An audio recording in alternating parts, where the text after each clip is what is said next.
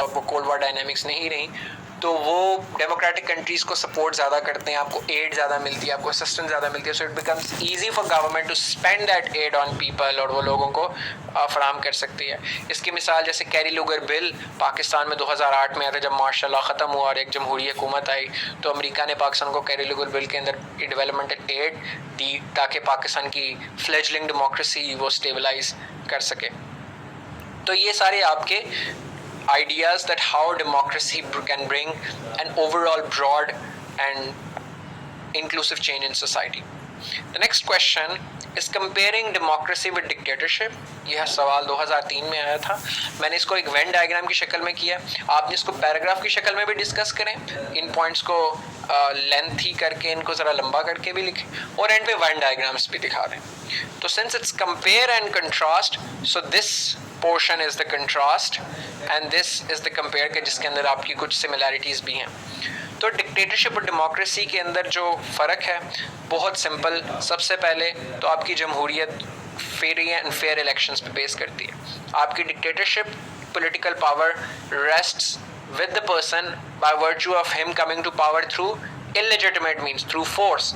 तो आपकी डेमोक्रेसीज में पावर फ्री इलेक्शंस के तौर की वजह से मिलती है। So because you have the most votes you form a government. In dictatorship you have the power and you have forces with you, that's why you form a government.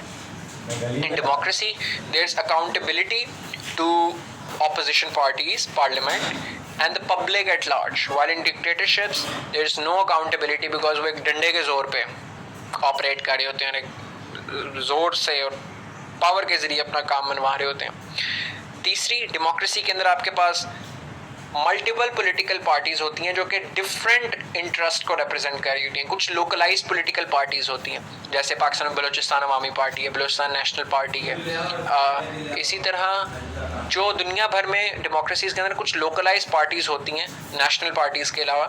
तो in such a fashion in democratic states all different sections of society get represented in the public, in the political arena and effectively in the parliament as well.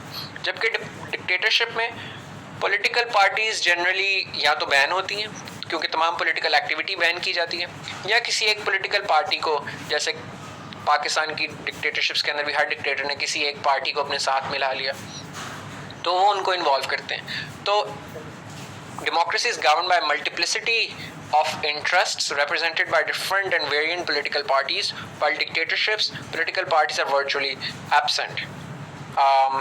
Democracy के अंदर moreover आपको open criticism, free speech और fundamental rights की जो protection है, constitutional protection नज़र आती है। जबकि आप डिक्टेटरशिप के अंदर देखें तो all kinds of civil liberties and political liberties are curtailed.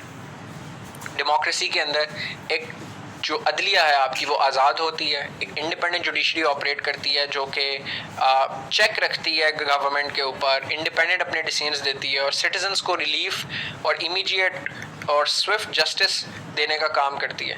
जबकि डिक्टेटरशिप्स के अंदर अमूमी तौर पे जुडिशरी जो है वो डिक्टेटर्स की बिडिंग करती है, वो उन्हीं के मर्जी के फैसले देती है। जो डिक्टेटर्स फैसले देना चाहते हैं वो उसी किस्म के फैसले दिया करते हैं। तो judiciary is not independent and even with countries that have very poor democratic culture as well, in our history as well, जिस तरह हम देखते हैं कि historically the honorable judiciary of Pakistan has validated martial laws and military coups time and again। तो इससे इन judiciary की independence जो है वो कॉम्प्रोमाइज होती है डिक्टेटरशिप्स के अंदर टू फंक्शन इफेक्टिवली।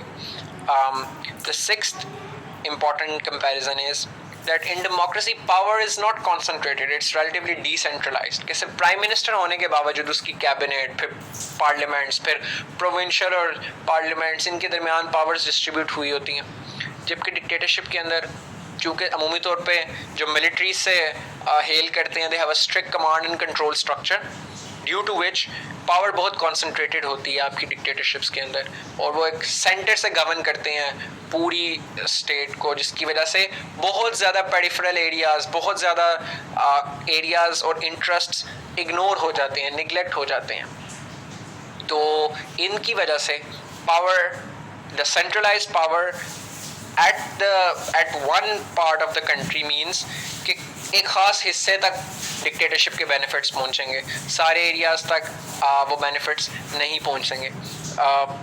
इन तीनों में, दोनों सिस्टम्स के अंदर तीन चीज़ें कॉमन भी हैं कि both has the potential to be powerful.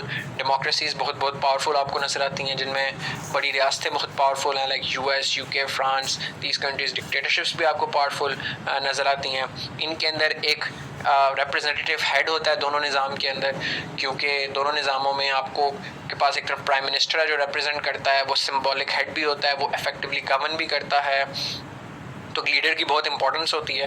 Dictatorship तो वैसे ही एक पर्सनालिटी कल्ट की वजह से या फोर्स ऑफ वन पर्सन की वजह से एग्जिस्ट करती है, तो वहाँ भी लीडर की बहुत इंपॉर्टेंस होती है।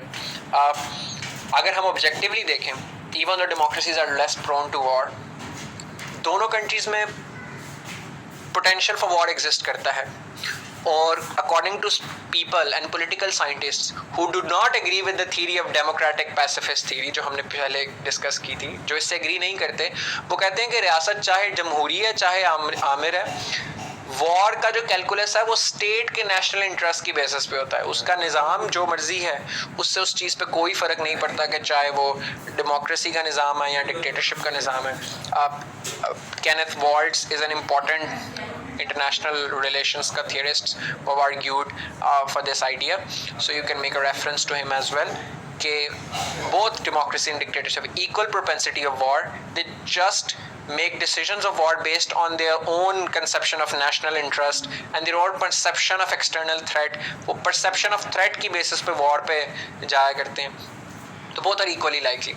And some theorists also argue कि जो शैम डेमोक्रेसीज या नेसेंट डेमोक्रेसीज, जो रियासतें नई जमहूरी हुई हैं, the countries which are just democratized in the early phases of democratization, they have more propensity for war than mature democracies or authoritarian governments like dictatorships. तो ये आपके पास बेसिकली वो तमाम जनरल आइडियाज़ हैं जो कि आप इस क्वेश्चन के अंदर फिट कर सकते हैं। Don't forget you have to make headings and sub headings, और उसके अंदर एग्जांपल्स और रेफरेंसेस और कोटेशंस जो आप लिख सकते हैं। And at the end, before conclusion, more likely, ज़्यादा preferably, make a Venn diagram to condense all the information that we have done, and do that for all kinds of compare and contrast questions. Next हम यहीं से continue करेंगे political science को. Till then, take care. See you in the next lecture.